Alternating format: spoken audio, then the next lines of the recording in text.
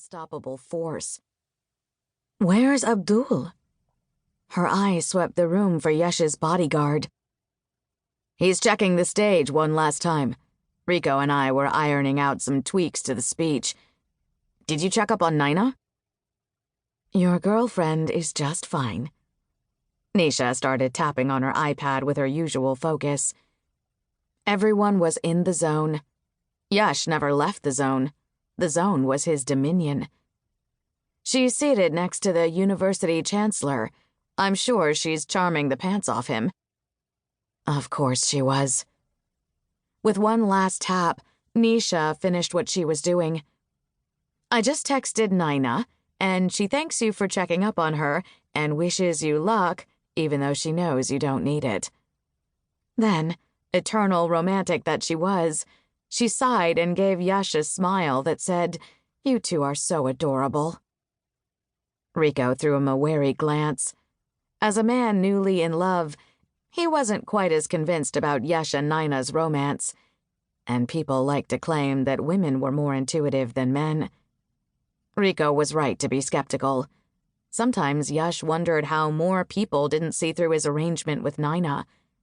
They'd been together, more accurately, they'd been pretending to be together, for 10 years. It had started off as two friends trying to help each other get their parents off their backs about marriage, and it had worked out perfectly. Nina was off in all parts of the world, studying how to structurally dismantle the gender imbalance caused by centuries of systemic economic dependence of women. Yash was here, trying to change the world from the only place where it could actually be done, California. Which made Yash a 38-year-old who was hanging on to a deal he had made with his friend when they were 28, so they could live life on their own terms and circumvent their overbearing families without hurting them. Sure, it sounded a tad bit cowardly, but only if you didn't know their families.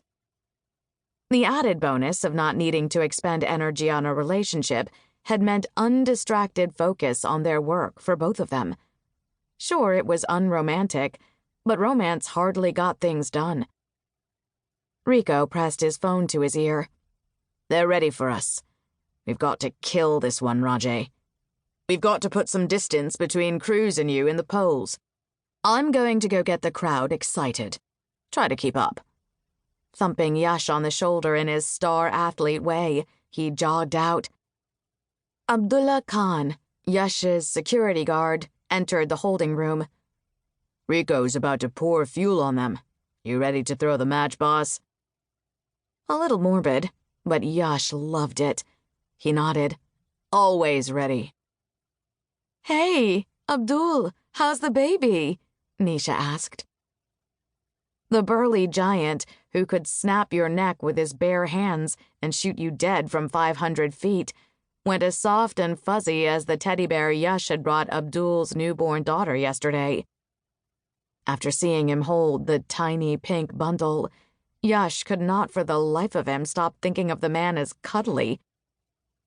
"She's amazing. Has quite the lungs, just like her ummi." Abdul winked. "Thanks for being here," Nisha said, hand on heart. They had tried to get the man to take the week off after the baby was born, but he'd refused to let a new bodyguard take over just months before the election.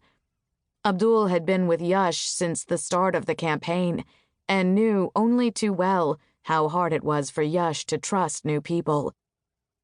"Where else would I be? Let's go, boss. Let's get you elected." Abdul hammed up a salute, then pointed with a flourish to the exit. Nisha gave Yash a quick hug and hurried off to take care of the next thing, her pregnant belly not slowing her down in the least bit. Yash marched out behind Abdul. This was Yash's favorite part, this charged moment off stage, able to see the audience when they couldn't see him, just before he went out into the bright lights. All the things he planned to address today were laid out in a precise grid in his head, ready to be retrieved and articulated. Fiscal reform, social reform, how the two intersected, his plans to tie them together. A college campus.